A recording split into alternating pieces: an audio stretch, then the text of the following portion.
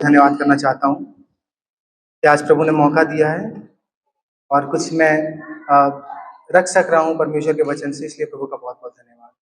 आइए आज का जब हम वचन मनन करेंगे, हमने लिया है दूसरा तीमुथियुस 4 के 7 से।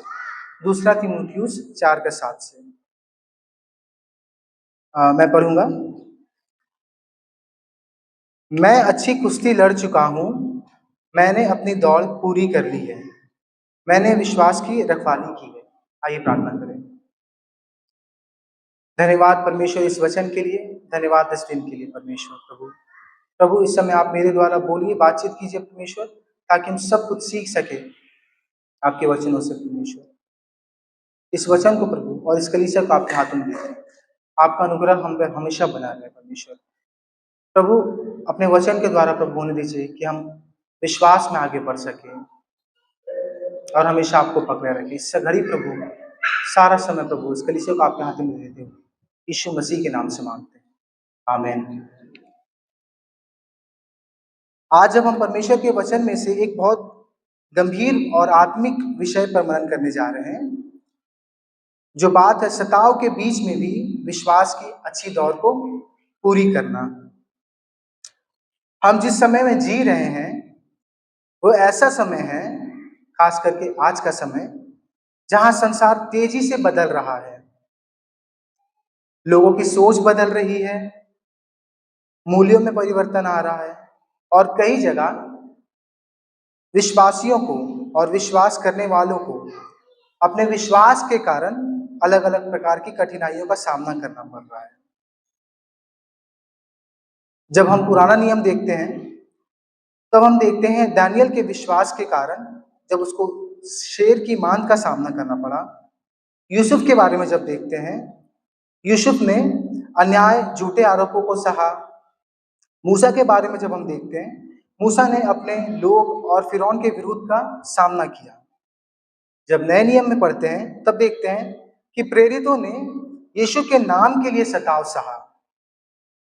पौलुस ने मार सहा, विरोध सहा, उसको जेल भी जाना पड़ा और अनेक सारी कठिनाइयों का सामना करना पड़ा। फिर भी इन लोगों के जब बारे में हम देखते हैं, इन्होंने कभी भी परमेश्वर का साथ नहीं छोड़ा। आज का जो हमारा मुख्य वचन है वो प्रेरित पौलुस के जीवन के अंतिम गवाही है। हम देखेंगे दूसरा तीमुथियुस 4 का 7। मैं एक बार फिर से पढ़ना चाहूंगा। मैं अच्छी कुश्ती लड़ चुका हूं, मैंने अपनी दौड़ पूरी कर ली है, मैंने विश्वास की रखवाली की है। यहाँ ध्यान देने की जरूरत है, जब पौलुस ये बात कह रहा है, यह उस समय नहीं कह रहा जब वो बहुत आराम में था। वह यह बात तब कह रहा है जब उसका जीवन कठिन परिस्थितियों में था। इस घड़ी, इस समय वो रोम के एक जेल में था और वो जानता था कि उसका अंत निकट है। पौलुस अपने इस अंत के समय में अपनी सफलता या अपनी शिक्षा या अपनी प्रसिद्धि की बात नहीं करता। हम जानते हैं कि पौलुस ने बहुत ज्यादा ही पढ़ाई लिखाई किया था, उसकी उसकी शिक्षा बहुत थी उसके पास और उसके पास सफलताएं भी बहुत सारी थी। लेकिन इस अंतिम समय में वो अपनी सफलताएं, शिक्षा और अपनी प्रसिद्धि की बात नहीं करता। वह केवल 3 बातों को ही कहता है जब हम इस वचन को पढ़ते हैं। पहला देखते हैं हम जब कि मैंने अच्छी कुश्ती लड़ी है, मैंने अच्छी कुश्ती लड़ी है। दूसरा जो है, मैंने अपनी दौड़ पूरी की, मैंने अपनी दौड़ पूरी कर ली है। और तीसरा जो है, मैंने विश्वास की रखवाली की, मैंने विश्वास की रखवाली की। ये 3 बात जो है हमें सिखाती है कि एक सच्चा विश्वासी सताव के बीच कैसे खड़ा हो सकता है। हम सबको समझना होगा कि मसीह जीवन केवल आशीषों का जीवन नहीं, बल्कि विश्वास में स्थिर रहने का जीवन भी है। हम जब वचन पढ़ेंगे यूहन्ना 15 का 20, कोई पढ़ दीजिए यूहन्ना 15 का 20।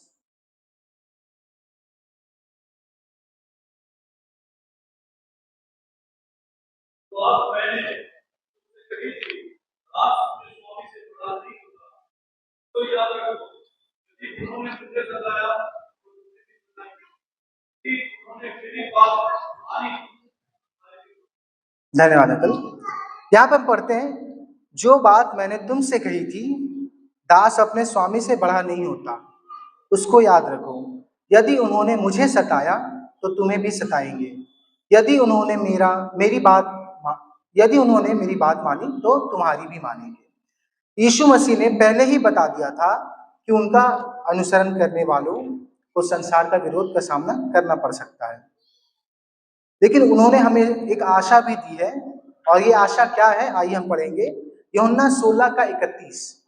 यूहन्ना 16 का 31 कोई पढ़ लीजिए।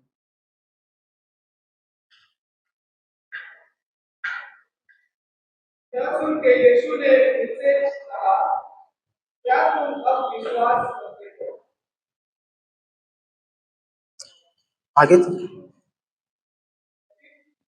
हाँ, वह घड़ी आती है और भाग होती है कि तुम सब निकल होकर अपना अपना भाग लोगे और मुझे अकेला छोड़ दोगे। तो भी मैं अकेला नहीं, क्योंकि पिता मेरे साथ है।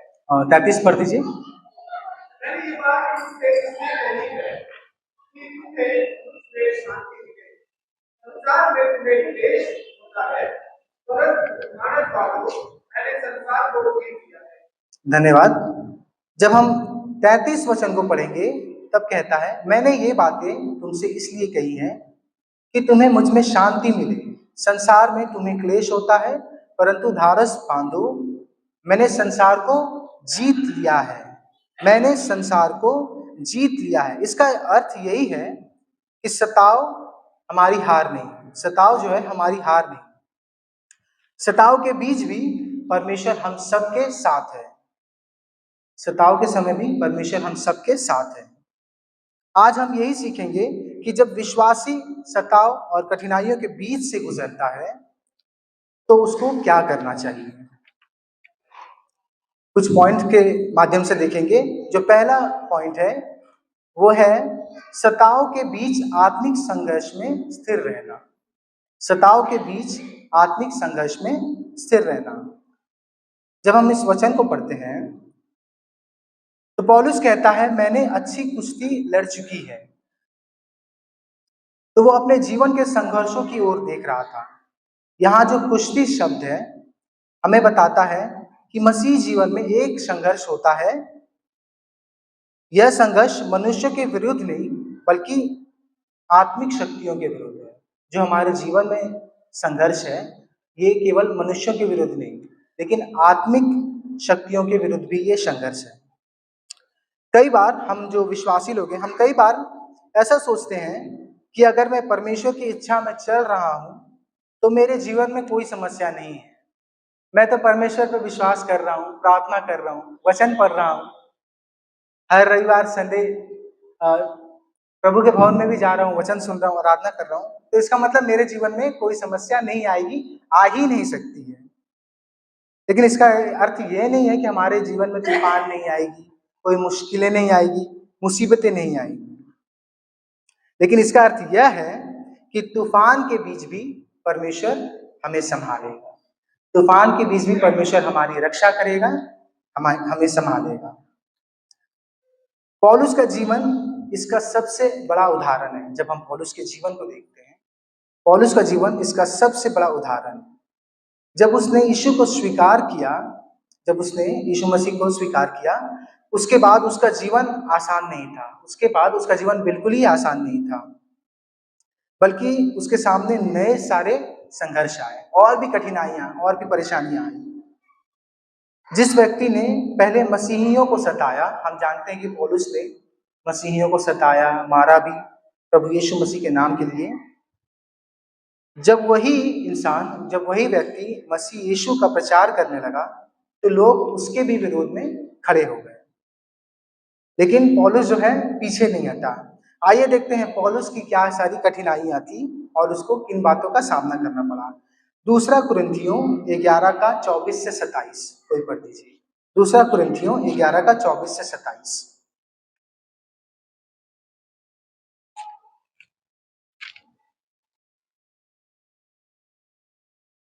पांच बार मैंने यहूदियों के हाथ से उनतालीस कोड़े खाए। 3 बार मैंने भेजे खाए। एक बार मुझ पर पथराव किया गया। 3 बार जहाज, 3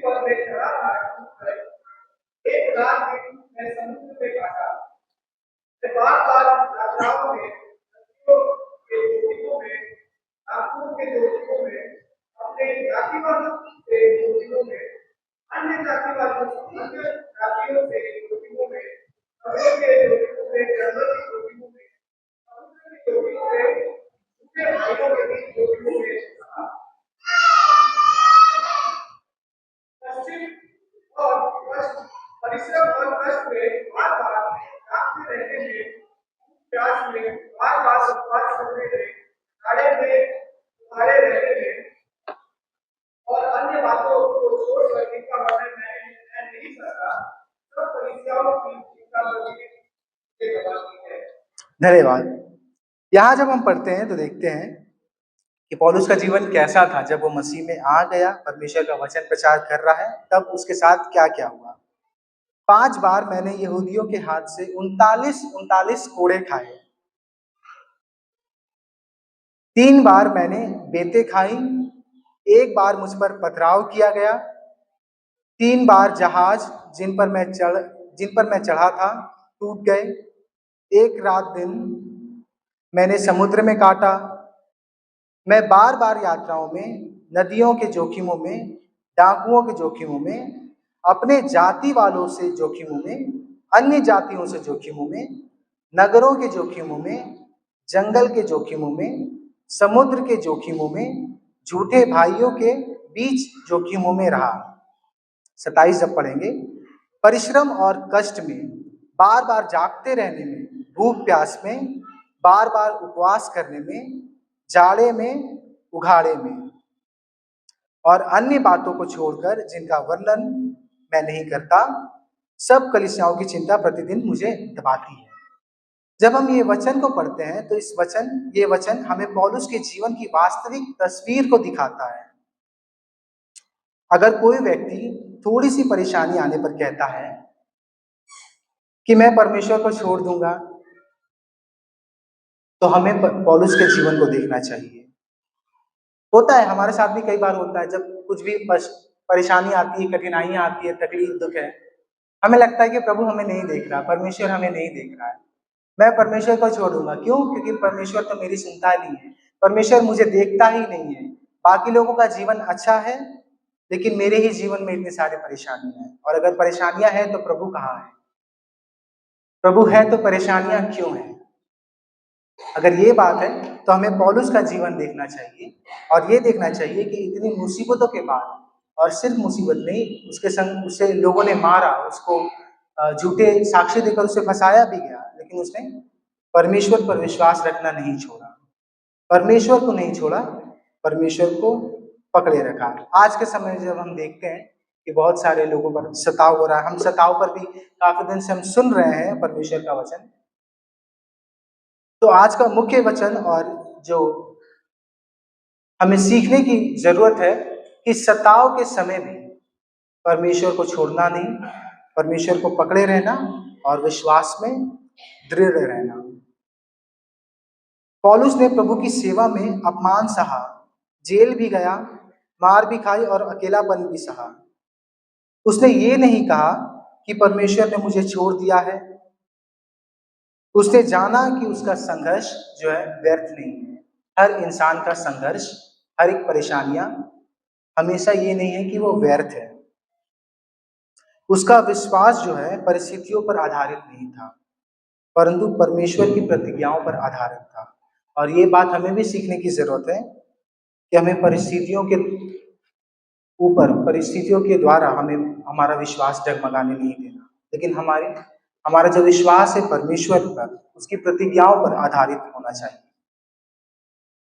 जब हम देखते हैं कि हवा बहुत तेज चलती है, तो जो छोटा पेड़ होता है, कमजोर पेड़ होता है, वो गिर सकता है, लेकिन जिसकी जड़ें गहरी तक होती है, जिस पेड़ की जड़ें एकदम गहराई तक होती है, वो तूफान के बाद भी एकदम खड़ा रहता है, स्टिल खड़ा रहता है, हिलता नहीं।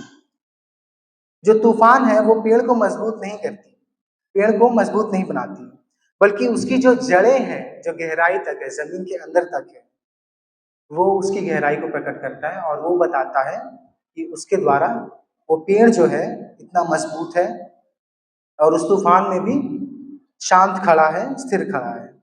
उसी प्रकार सताव और कठिनाइयां हमारे विश्वास की गहराइयों को प्रकट करती है। जब सब कुछ अच्छा होता है तब हर कोई विश्वास कर सकता है। जब सब कुछ अच्छा चल रहा है, जीवन में खुशियां हैं, हम जो भी मांग रहे हैं हमें मिल रहा है, हम जो नहीं मांग रहे हमें वो भी मिल रहा है, तब विश्वास करना बहुत आसान है। लेकिन जब कठिनाई आती है और परेशानियां आती हैं, दुख तकलीफ आता है, उस समय भी परमेश्वर पर भरोसा रखना सच्चे विश्वासी की पहचान है। कुछ बातें जो है जो हमें अपने जीवन में लागू करना है जब हम इन वचनों को पढ़ते हैं। जो पहली बात है, जो सताव के समय प्रार्थना मत छोड़िए। सताव के समय हमें प्रार्थना को नहीं छोड़ना है। कठिन परिस्थितियों में भी प्रभु से दूर जाने के बजाय उसके करीब आना है। बहुत सारे समय होता है कि प्रार्थना कर रहे हैं, उत्तर नहीं मिल रहा, हमेशा परेशानी, दुख, तकलीफ है, कोई उत्तर ही नहीं है, कोई समाधान नहीं है, कहीं कुछ अ, दरवाजा नहीं दिख रहा है ताकि मेरा जो दुख है, परेशानी है, कम हो जाए। हम प्रार्थना छोड़ देते हैं कि नहीं, बहुत हो गया, शायद नहीं सुन रहा है परमेश्वर, उत्तर नहीं दे रहा। नहीं, इस घड़ी भी परमेश्वर को छोड़ना नहीं है, उससे दूर जाने के बजाय उसके और करीब जाना है कि नहीं, प्रभु मैं आपसे प्रार्थना करता हूँ, प्रभु मैं आपके विश्वास में हूँ। दूसरी बात जो है, परमेश्वर के वचन को पकड़े रहिए। परमेश्वर के वचन को पकड़े रहिए। मनुष्य की बातें हो सकता है बदल सकती हैं, लोग आज कुछ बोल रहे हैं, कल कुछ बोल सकते हैं, लेकिन जो परमेश्वर का वचन है वो कभी नहीं बदल सकता। जो कल था, आज है और कल आने वाले कल में भी परमेश्वर का वचन एक जैसा ही रहेगा। तो परेशानी के समय में, कठिनाइयों के समय में परमेश्वर के वचन को ना छोड़िए।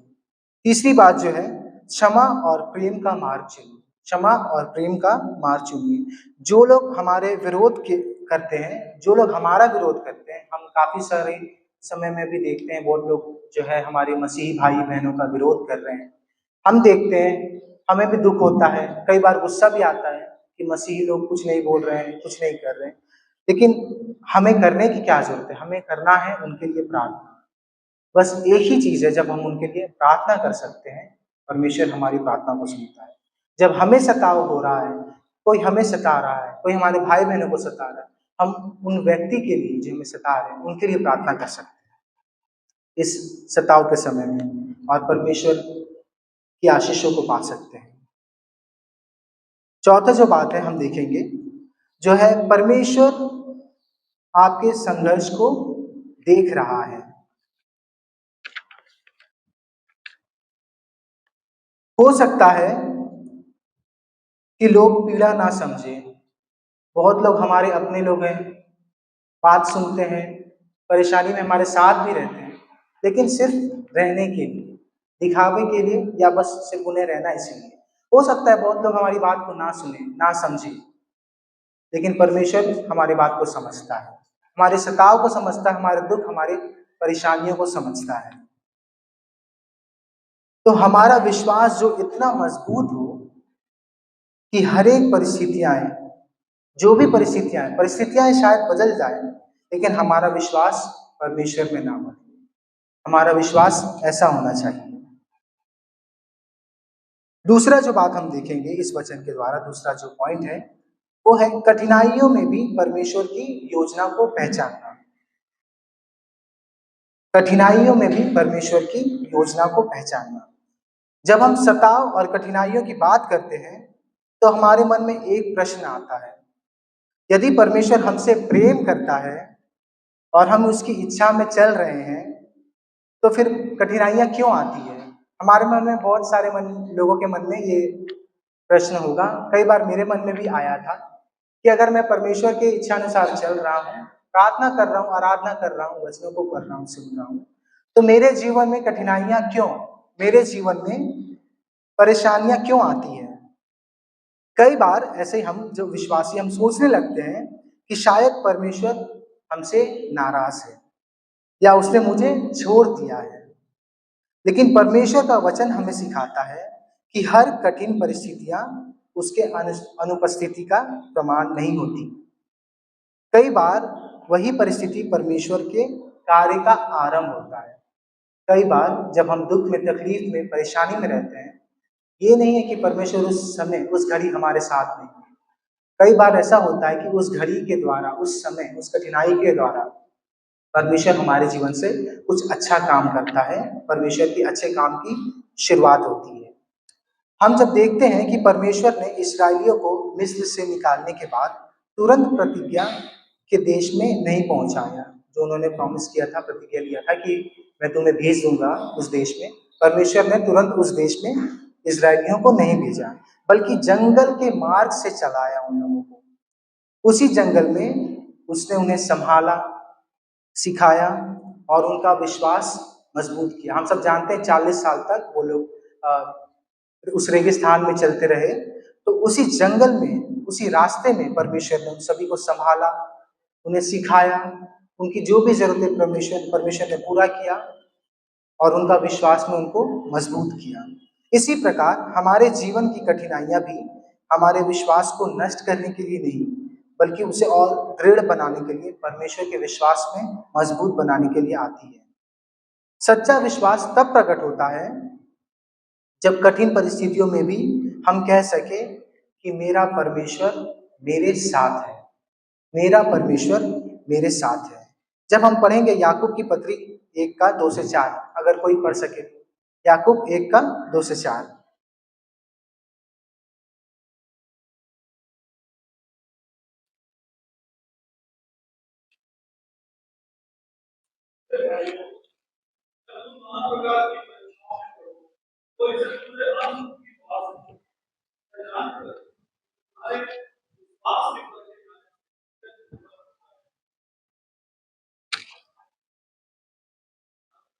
चार।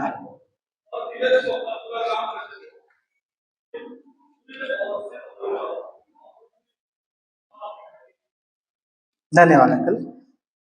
तो जब हम पढ़ते हैं यहाँ पर, हम देखते हैं, हे मेरे भाइयों, जब तुम नाना प्रकार की परीक्षाओं में पढ़ो तो इसको पूरे आनंद की बात समझो, यह जानकर कि तुम्हारे विश्वास के परखे जाने से धीरज उत्पन्न होता है। जब 4 पढ़े, पर धीरज को अपना पूरा काम करने दो कि तुम पूरे और सिद्ध हो जाओ और तुम में किसी बात की घटी ना रहे। याकूब हमें यह नहीं सिखाता कि परीक्षाएं सुखद होती हैं। इस वचन के द्वारा हमें ये नहीं समझते या ये नहीं सीखते जब परेशानियां होती है, जब दुख तकलीफ आता है तो बहुत खुशियां होती है। नहीं, परेशानियां सुखद नहीं होती, बल्कि यह कि उनके पीछे परमेश्वर का उद्देश्य होता है। हर बार परमेश्वर का उद्देश्य होता है, परमेश्वर का एक प्लान होता है, परमेश्वर की एक योजना होती है। जब हम परीक्षाओं में पढ़ते हैं, जब हमारा विश्वास परखा जाता है, तब धीरज उत्पन्न होता है। जब हम इस वचन को पढ़ते हैं तब हम देखते हैं कि जब हमारा विश्वास को जब परमेश्वर परखता है, हमारे विश्वास को जब परखा जाता है, तब धीरज उत्पन्न होता है, संयम उत्पन्न होता है, सेल्फ कंट्रोल है जो वो उत्पन्न होता है, और हमारा चरित्र और भी मजबूत होता है, हमारा चरित्र और भी मजबूत होता है। अक्सर हम चाहते हैं कि परमेश्वर हमारी परिस्थितियों को बदल दे, लेकिन कई बार वह पहले हमें बदलता है। हम चाहते हैं कि परमेश्वर हमारी परिस्थितियों को बदल दे, परेशानी है, दुख है, तकलीफ है, प्रभु एक बार में, एक झटके में इसको खत्म कर दे और हमेशा हमारे जीवन में खुशियां दे दे, सब कुछ सरल कर दे, अच्छा कर दे। लेकिन नहीं, परमेश्वर पहले हमें बदलता है, उसके बाद परिस्थितियों को बदलता है। उसका उद्देश्य केवल हमारी समस्याओं को दूर करना नहीं, बल्कि हमें एक ऐसा विश्वासी बनाना है जो हर परिस्थितियों में दृढ़ बना रहे, हर परिस्थितियों में परमेश्वर के विश्वास में मजबूत रहे। जब हम दानियल का 6 का 10 पढ़े, अगर कोई पढ़ सके तो दानियल 6 का 10।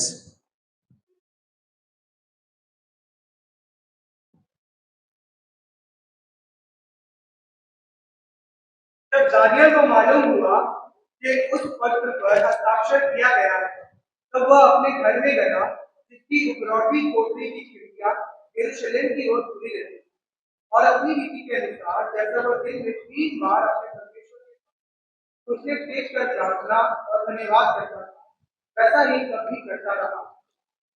तब उन पुरुषों ने उतावली से आकर दानियल को अपने परमेश्वर के सामने विनती करते और गिड़गिड़ाते हुए पाया। तब वे राजा के पास जाकर उसकी राज आज्ञा के विषय में उससे कहने लगे, हे राजा, क्या तुमने अपने आज्ञा पत्र पर हस्ताक्षर नहीं किया कि 30 दिन तक जो कोई मुझे छोड़ किसी मनुष्य या देवता से विनती करेगा, वह सिंहों की मार में डाल दिया जाएगा? राजा ने उत्तर दिया, हाँ, मादियों और पारसियों की अटल व्यवस्था के अनुसार यह बात सिद्ध है। तब उन्होंने राजा से कहा, यहूदी बंदियों में से जो दानियल है, उसने, हे राजा, ना तो तेरी ओर कुछ ध्यान दिया और ना तेरे हस्ताक्षर किए हुए आज्ञा पत्र की ओर। वह दिन में 3 बार विनती किया करता है।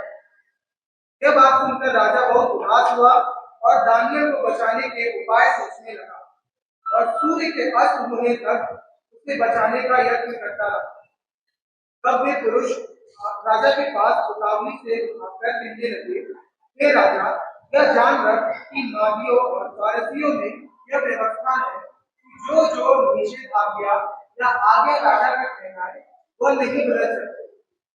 तब राजा ने आज्ञा दी और दानियल लाकर सिरों की बात में डाल दिया गया। उस समय राजा ने दानियल से कहा, तेरा परमेश्वर जिसकी तू नित्य उपासना करता है वही तुझे बचा। तब एक पत्थर। धन्यवाद। यहाँ जब हम वचन को पढ़ते हैं, हम देखते हैं दानियल के सामने समझौता करने का एक अवसर था। वह कुछ समय के लिए प्रार्थना को बंद भी कर सकता था, रोक भी सकता था, लेकिन उसने परमेश्वर के प्रति अपने विश्वास योग्यता को नहीं छोड़ा। चाहता तो अपने कुछ देर के लिए अपने आप को प्रार्थना को रोक सकता था, अपने आप को बचा सकता था राजा से। उसके आंखों में एक दुश्मन के तौर पे नहीं दिखना चाहता था, अगर ऐसा चाहता हो तो। लेकिन उसने क्या किया, उसने क्या चुना? परमेश्वर के प्रति अपने विश्वास योग्यता को नहीं छोड़ा उसने, और अपने विश्वास को चुना। उसका विश्वास जो है परिस्थितियों पर नहीं, परंतु परमेश्वर पर आधारित था। चाहे महल हो या शेरों की मांग, उसने परमेश्वर पर भरोसा बनाए रखा। यही एक सच्चे विश्वासी की पहचान है। जब हम सोने को देखते हैं, जब सोना जो गोल्ड, सोने को जो शुद्ध किया जाता है तो उसे आग में डाला जाता है। आग उसे नष्ट नहीं करती, बल्कि उसकी अशुद्धियों को दूर करती है। ठीक उसी प्रकार परमेश्वर जब कठिन परिस्थितियों को उपयोग करता है हमारे लिए, कठिन परिस्थितियों को का उपयोग करता है हमें तोड़ने के लिए नहीं, बल्कि हमें विश्वास में शुद्ध और भी मजबूत बनाने के लिए, विश्वास में शुद्ध और भी मजबूत बनाने के लिए। यदि आज हम कठिनाइयों से गुजर रहे हैं, हो सकता है कि हम में से बहुत लोग किसी भी प्रकार की सताव, किसी प्रकार की परेशानियां, कठिनाइयों से गुजर रहे हैं, तो एक बात हमें याद रखने की जरूरत है कि हमारी परिस्थितियां बड़ी नहीं, लेकिन हमारा परमेश्वर सबसे बड़ा है। इसीलिए विश्वास में बने रहिए और प्रार्थना करते रहिए, प्रभु को पकड़े रहिए। तीसरा जो पॉइंट हम देखेंगे इस वचन के अनुसार, वो है सताव के बावजूद अपनी बुलाहट में बने रहना। सताव के बावजूद अपनी बुलाहट में बने रहना।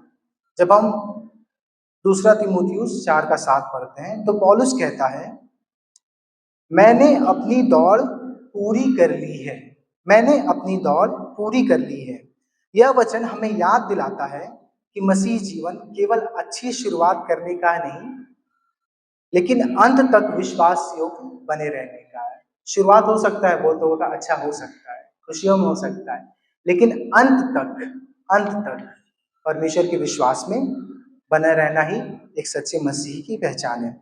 आज बहुत से लोग विश्वास की यात्रा तो शुरू करते हैं, लेकिन जब विरोध आते हैं, कठिनाइयां या निराशाएं आती हैं, तो लोग पीछे हट जाते हैं, कंप्लेन करने लगते हैं, क्या प्रभु और नहीं हो रहा है, मैं तो विश्वास में था लेकिन कुछ अच्छा नहीं चल रहा है। परंतु पौलुस जब जेल में था, उसने जेल, विरोध और अकेलेपन के बावजूद भी अपनी बुलाहट को नहीं छोड़ा, क्योंकि उसकी दृष्टि समस्याओं पर नहीं, बल्कि यीशु मसीह और अपनी बुलाहट पर थी। ठीक इसी प्रकार हमें भी हमारी दृष्टि को प्रभु यीशु मसीह पर, परमेश्वर पर रखना है, समस्याओं पर नहीं। जब इब्रानियों 12:1 और 2 पढ़ेंगे, कोई पढ़ दीजिए इब्रानियों 12:1-2।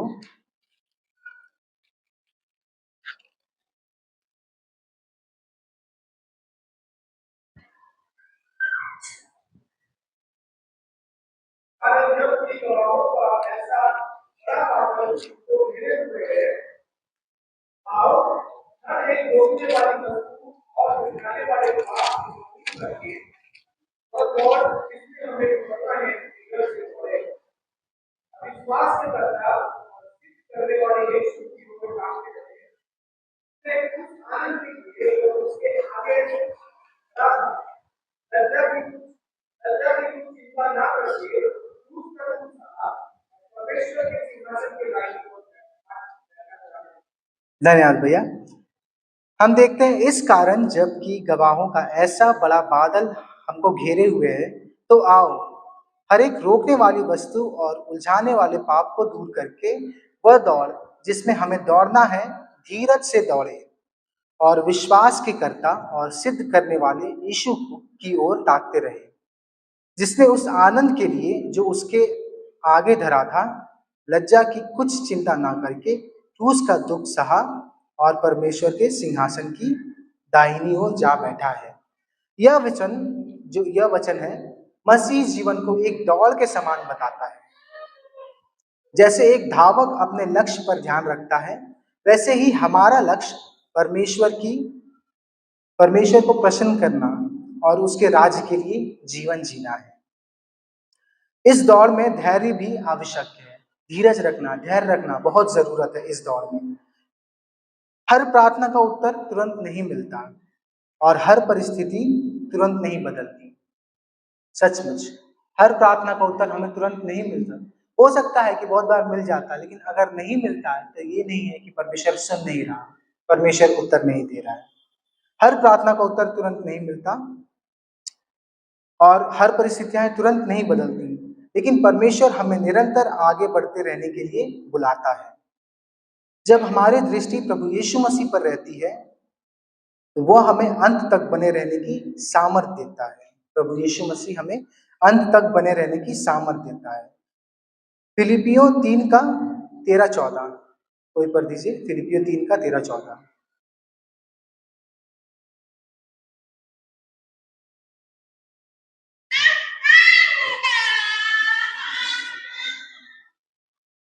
मेरे भाइयों, मेरी भावना यह नहीं कि मैं पकड़ चुका हूँ, परंतु केवल यह एक काम करता हूँ, बातें पीछे रह गई है उनको भूलकर आगे की बातें को करता हुआ निशाने की ओर दौड़ा चला जाता हूँ, ताकि वो इनाम पाऊं जिसके लिए परमेश्वर ने मुझे मसीह यीशु पर बुलाया है।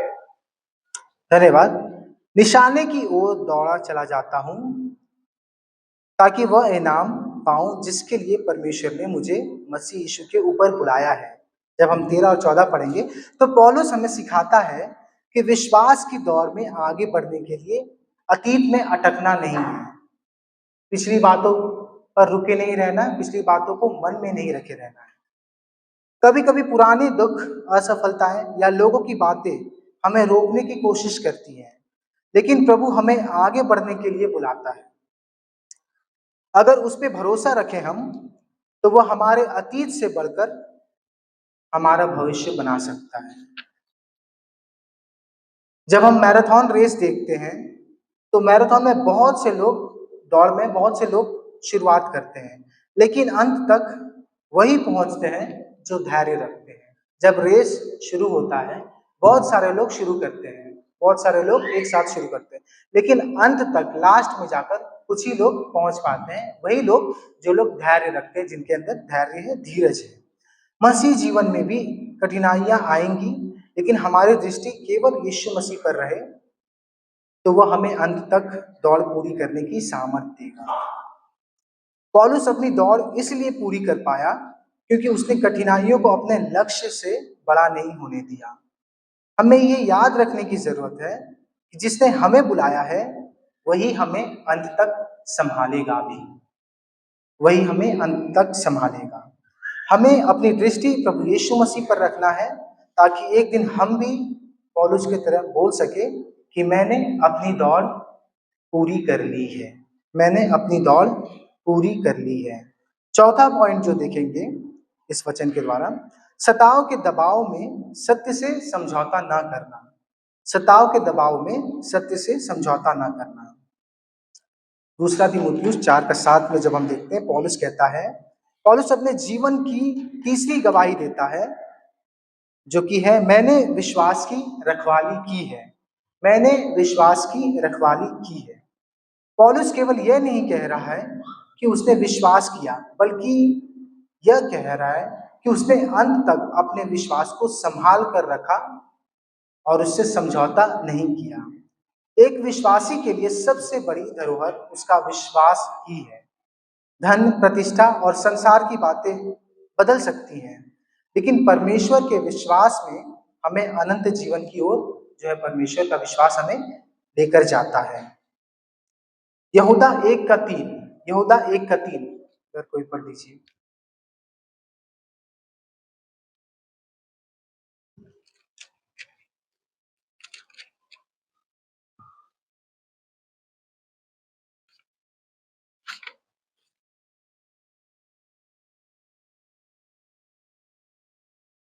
प्रियो, जब मैं तुम्हें उस उद्धार के विषय में लिखने में अत्यंत परिश्रम से प्रयत्न कर रहा था, जिसमें हम सब सहभागी हैं, तो मैंने तुम्हें यह समझाना आवश्यक जाना कि उस विश्वास के लिए पूरा यत्न करो जो पवित्र लोगों को एक ही बात सौंपा गया था।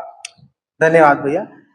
कहता है, हे प्रियो, जब मैं तुम्हें उस उद्धार के विषय में लिखने में अत्यंत परिश्रम से प्रयत्न कर रहा था, जिसमें हम सब सहभागी हैं, तो मैंने तुम्हें यह समझाना आवश्यक जाना कि उस विश्वास के लिए पूरा यत्न करो जो पवित्र लोगों को एक ही बार सौंपा गया था। यहूदा अपने विश्वास की रक्षा करने के लिए जिम्मेदारी याद दिलाता है। जैसे एक सैनिक अपने देश की रक्षा करता है, वैसे ही एक विश्वासी को परमेश्वर के सत्य पर दृढ़ रहना चाहिए। आज भी अनेक आवाजें हमें वचन से दूर करने और सत्य से समझौता करने के लिए प्रेरित करती हैं। लेकिन परमेश्वर का वचन हमें बुलाता है कि हम सत्य को दृढ़ता से पकड़े रखें।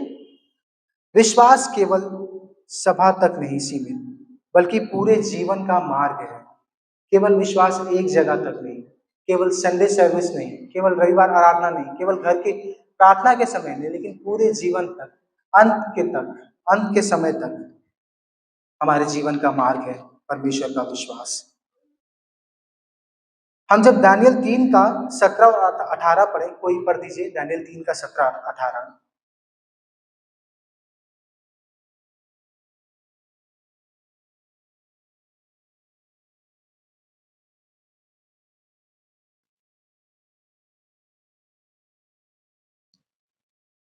परमेश्वर हम उपासना करते हैं, आपको उस सत्य को करने की आपसे बचाने है। वरन हे राजा, वह अपने तेरे नाम से भी छुड़ा सकता है, परंतु यदि नहीं, तो हे राजा, ये मालूम हो कि हम लोग तेरे देवता की उपासना नहीं करेंगे और न तेरी खड़ाई हुई सोने की पूजा करेंगे। धन्यवाद अंकल। हम यहाँ देखते हैं दानियल और उसके मित्रों के बारे में। शद्रक, मेशक और अबेदनगो तीनों युवकों को पता था कि उनको आग की भट्टी में डाला जा सकता है। फिर भी उन्होंने अपने विश्वास से समझौता नहीं किया। किसी भी प्रकार के दबाव में आकर अपने विश्वास से समझौता नहीं किया। उन्होंने परमेश्वर पर भरोसा रखा, चाहे परिणाम कुछ भी हो जाए। यही सच्चे विश्वास की पहचान है और यही सच्चे विश्वासी की पहचान है। परिस्थितियां बदले या ना बदले, लेकिन परमेश्वर विश्वास योग्य है और उसी विश्वास पर हमें दृढ़ रहना है, उसी विश्वास पर हमें बने रहना है। जब पौलुस कहता है, मैंने विश्वास की रखवाली की है, मैंने विश्वास की रखवाली की है, पौलुस ने कठिनाइयों और विरोध के बीच भी अपने विश्वास को नहीं छोड़ा। परिस्थितियां कैसी भी हों, मसीह को मत छोड़िए, मसीह को हमें नहीं छोड़ना। अपने विश्वास की रखवाली करते रहिए ताकि हम भी कह सके, मैंने विश्वास की रखवाली की है, मैंने विश्वास की रखवाली की है। जो आखिरी पॉइंट है हम देखेंगे इस वचन के अनुसार, सताव के बाद परमेश्वर का प्रतिफल निश्चित है। सताव के बाद परमेश्वर का प्रतिफल निश्चित है। पौलुस ने जीवन के अंत में कहा, मैं अच्छी कुश्ती लड़ चुका हूं, मैंने अपनी दौड़ पूरी कर ली है, मैंने विश्वास की रखवाली की है। पौलुस केवल अपने संघर्षों की ओर नहीं देखता, बल्कि उस प्रतिफल की ओर भी देखता है जो परमेश्वर ने अपने विश्वास योग्य लोगों के लिए तैयार किया है। परमेश्वर ने उस प्रतिफल को भी तैयार किया है। आइए हम पढ़े 2 तीमुथियुस 4:8। 4:8 कोई पढ़ दीजिए।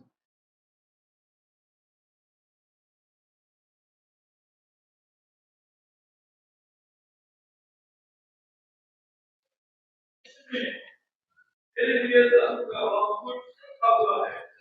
जैसे प्रभु जो धर्मी और न्यायी है उस दिन देगा और मुझे ही नहीं आपको भी उसके प्रकट। धन्यवाद। कहता है पौलुस कि भविष्य में मेरे लिए धर्म का वह मुकुट रखा हुआ है जिसे प्रभु जो धर्मी और न्यायी है मुझे उस दिन देगा, और मुझे ही नहीं वरन उन सब को भी जो उसके प्रकट होने के लिए प्रिय जानते हैं। पौलुस जानता था कि संसार ने उसे कष्ट दिए, लेकिन परमेश्वर ने उसके लिए धर्म का मुकुट तैयार करके रखा है, और ये विशेषकर हम सब के लिए है जो खास कर सताव में है और परमेश्वर के विश्वास में बने हैं, परमेश्वर को पकड़े हुए हैं, और ये हर एक विश्वासी के लिए है। यह प्रतिफल केवल पौलुस के लिए नहीं बल्कि उन सभी के लिए है जो अंत तक मसीह में विश्वास योग्य बने रहते हैं। परमेश्वर हमारी हर प्रार्थना, हर सेवा, हर त्याग और हमारे हर आंसू को जानता है, और उचित समय पर परमेश्वर हमें उसका प्रतिफल देगा। उचित समय पर, सही समय पर, सटीक समय पर परमेश्वर हर एक बातों का प्रतिफल हमें देगा। एक धावक जब लंबी दौड़ में थकता है, बहुत लंबी रेस में जब दौड़ने वाला एक धावक दौड़ में थकता है, लेकिन जब उसकी नजर अंतिम रेखा पर और पुरस्कार पर होती है तो उसे आगे बढ़ने की शक्ति मिलती है। ठीक उसी प्रकार हमें भी अपने संघर्षों से अधिक परमेश्वर के प्रतिफल पर ध्यान देने की आवश्यकता है। पौलुस के तरह हम भी अपनी परिस्थितियों से अधिक परमेश्वर के वादों पर भरोसा कर सकते हैं। जो लोग विश्वास में बने रहते हैं उनके लिए परमेश्वर का प्रतिफल निश्चित है। जब इस वचन को हम पढ़ते हैं तब हम देखते हैं कि जो लोग परमेश्वर के विश्वास में बने रहते हैं, चाहे परिस्थितियां कैसी भी हो, दुख, तकलीफ, कठिनाई, मुश्किलें कितनी भी हो, लेकिन परमेश्वर का प्रतिफल हर एक विश्वासी के लिए निश्चित है। हर एक उस व्यक्ति के लिए जो विश्वास में बने रहे, उनके लिए निश्चित है। हमने कुछ बातें सीखी, जो महत्वपूर्ण बातें इन वचनों से। पहली बात जो है, अच्छी कुश्ती लड़ना, संघर्षों में स्थिर रहना।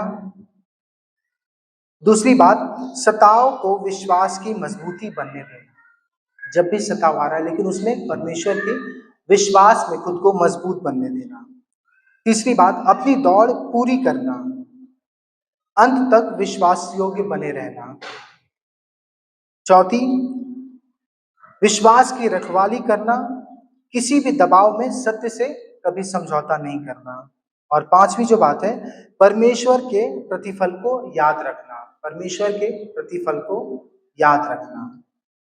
आज हम सबको खुद से पूछना है, अपने आप से सवाल करना है कि क्या मैं कठिन समय में भी परमेश्वर पर भरोसा रखूंगा? क्या मैं अपनी दौड़ पूरी करूंगा? और क्या मैं विश्वास की रखवाली करूंगा? आइए हम ऐसा जीवन जिए कि एक दिन पौलुस के साथ हम सारे मिलकर कह सके कि मैंने अच्छी कुश्ती लड़ी है, मैंने अपनी दौड़ पूरी कर ली है, और मैंने मेरे विश्वास की रखवाली की है।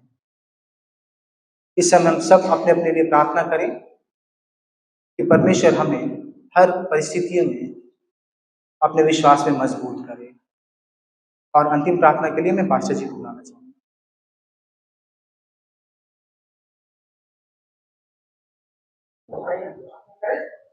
पवित्र पिता, आज की तारीख में आते हैं, तेरे वचन के लिए धन्यवाद दें। और आज हम एक प्रार्थना करते हैं, हमें सताव से गुजारा हमारे परिवार के अपने लोगों से, समाज से, संसार से, हमें सबको आज हम प्रार्थना करते हैं कि जीवन ऐसा अनुग्रह प्रदान करें